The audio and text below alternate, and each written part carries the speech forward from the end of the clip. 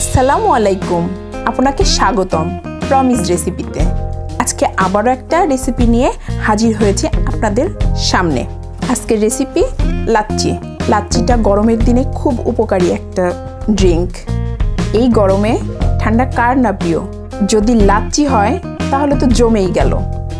চলুন লাচ্ছি কিভাবে তৈরি করতে হয় আর কি কি উপকরণ লাগছে সেটা দেখিয়ে দেই। লাগছে চিনি। আমি এখানে 3 টেবিল চামচ পরিমাণের চিনি নিয়েছি। মিষ্টি দই নিয়েছি 1/3 কাপের একটু কম। টক দই নিয়েছি 1/2 কাপ। গুঁড়ো দুধ লাগবে, গুঁড়ো দুধটা নিয়েছি 3 টেবিল চামচ পরিমাণের।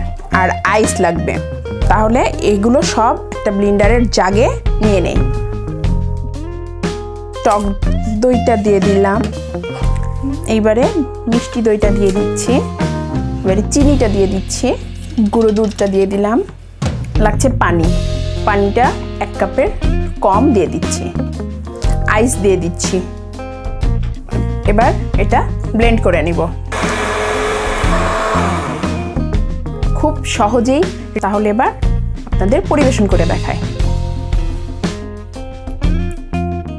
বাসায় মেহমান আসলে মেহমানদারিতে অথবা মেহমানের মন জয় করতে হলে এইরকম একটা লাচ্ছি বানিয়ে সামনে দিয়ে দিন। মেহমানরা অবশ্যই খুশি হবে। আর নতুন নতুন রেসিপির আপডেট পেতে সাবস্ক্রাইব করুন প্রমিস রেসিপি। আজকের মতো এই পর্যন্ত। আল্লাহ হাফেজ।